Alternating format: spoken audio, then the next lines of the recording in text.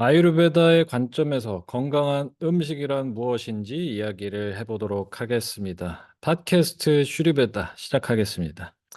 저는 건강한 음식에 대해서는 견해가 다양할 수 있다고 생각합니다. 예를 들어서 현대의학적으로 바라봤을 때는 그 음식이 지닌 영양소와 효능, 그것이 해낼 수 있는 증상을 완화시킬 수 있는 역할 등등 이런 것들이 초점을 대서 과학적으로 접근하는데 굉장히 유리하다고 생각하고 아유르베다의 관점으로 봤을 때는 그것을 소비하는 사람의 기준에서 이 음식이 어떻게 작용할 것인가에 대한 고민을 더 많이 한 흔적이 있고요.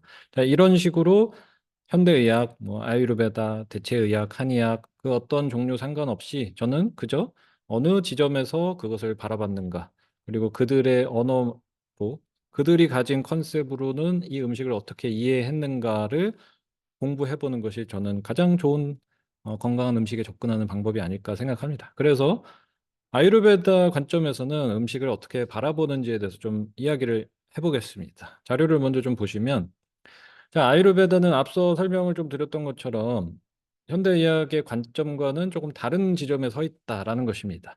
우선 아유르베다라는 것은 일반적으로 인도의 전통의학이다. 베다를 기반으로 해서 인간의 몸과 마음을 치유하는 시스템이다. 의학이다. 이런 일반적인 해석이 가능한데요. 사실상 단어 그 자체 안에 모든 의미를 내포하고 있다고 생각합니다.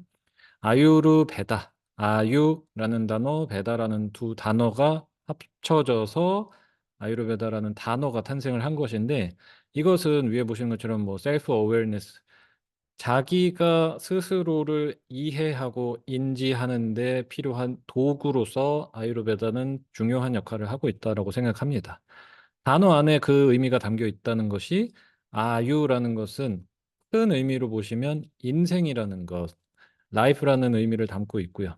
이것을 나에게 적용했을 때는 그 삶을 살아가는 데 있어서 주체, 주인공이 바로 나라는 사람이잖아요. 그래서 아유는 결과적으로는 나라는 사람, 사람을 의미합니다. 그리고 베다는 큰 의미로 봤을 때는 영어권에서 이제 해석을 할 때 사이언스 해가지고 과학이다. 삶에 대한 과학을 담은 것이 아유르베다. 이렇게 해석도 많이 하는데요. 제가 개인적으로 받아들였을 때는 그거보다는 좀 더 포괄적으로 지혜를 담았다고 생각합니다. 지식과 지혜의 차이는 여러 번 말씀드렸던 것처럼 지식은 우리의 삶을 편리하게 하는데 도움이 된다. 하지만 우리가 괴로움을 해소하는 것은 그 지식을 나에게 맞게끔 적용하는 지혜가 필요하다고 한단 말이죠. 그런 의미에서 아유르베다는 단순히 과학적인 지식만 제공한 것이 아니라 그 지식을 나라는 사람에게 적용하는 방법에 대해서 탐구한 것이 아유르베다라고 생각합니다.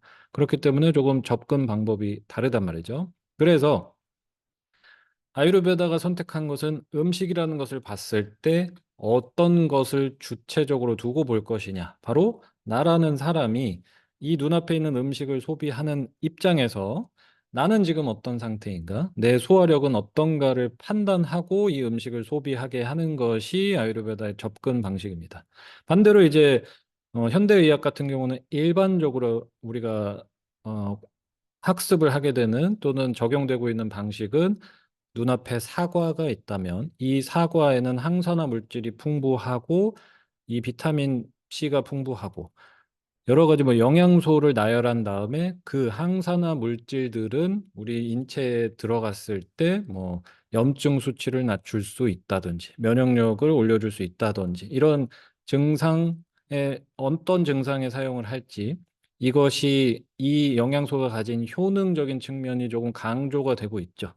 반대로 아유르베다는 이 그렇게 좋은 사과를 나는 지금 소화시킬 수 있는가? 지금 시간이 사과를 소비하기에 괜찮은가? 계절적으로 괜찮은가? 나의 현재 상태는 괜찮은가를 판단하라는 것이 아유르베다의 관점입니다. 그렇기 때문에 영양소와 소화력 기준에서 건강한 음식이 뭡니까 하면 영양가 풍부한 음식을 보는 것이 아니라 내 소화력이 지금 그것을 소비할 수 있는 그것이 건강한 음식이라고 보는 차이가 있다는 겁니다. 그래서 아유르베다는 이렇게 음식에 대해서 접근을 할 때 주인공을 누구로 보느냐에 대한 설정을 굉장히 철저하게 하고 있습니다. 나라는 사람이 소비하는 것 아니냐. 저 사람은 평소에 사과를 아침마다 깎아 먹어서 또는 아침에 이런 과일과 채소를 갈아서 스무디를 마셔서 건강하다.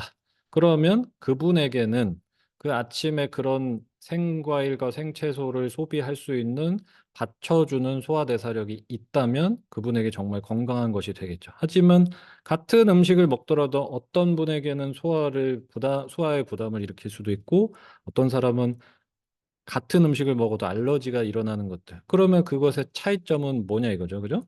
이것은 음식이 가진 성질뿐만이 아니라 내가 이것을 소비했을 때 나에게 어떻게 발현이 되고 있는지를 봐야 된다는 얘기죠. 그래서 아유르베다가 택하는 방식은 나부터 고려를 하자. 음식을 먼저 정해놓고 나를 맞추는 것이 아니라 나에게 맞는 음식을 우리가 깔아놓고 소비를 하자인 겁니다. 이것을 이제 조금 더 확장해 나가다 보면은 같은 음식을 먹더라도 소화를 더 잘 시키는 조건으로 만드는 방법을 제시를 한 것이 아유르베다입니다. 그런 지점에서 어떤 조리를 할 것인가, 어떤 향신료를 쓸 것인가, 뭐 레몬즙을 쓸 것인가, 어떤 조리 방법, 어떤 것을 같이 먹었을 때 더 좋을까, 이런 것까지 고려를 한 것이 아유르베다의 디테일이라고 보시면 되겠습니다.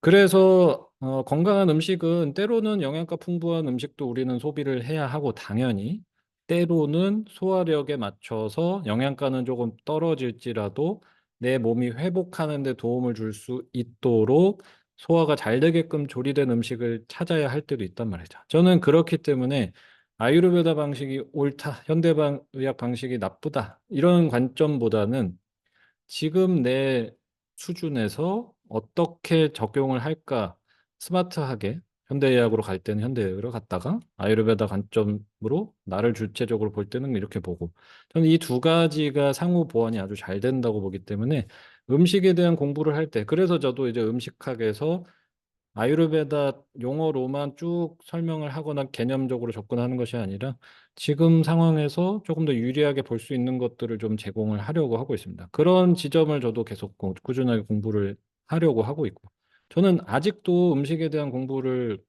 계속해서 매일같이 하고 있고, 현대의학적으로 나오는 정보들을 보고 아유르베다 관점에서는 어떻게 이해를 할지도 생각을 해보고, 그리고 그 음식을 제가 직접 소비를 하면서 저도 이제 나이를 먹고 계절도 변하고 시간대도 변하고 있으니까 이 상황에서 음식을 소비하면서 예전에 소비했던 거랑 내 몸의 반응이 달라지기도 한단 말이죠. 그런 식으로 저는 그냥 꾸준히 해볼 뿐입니다.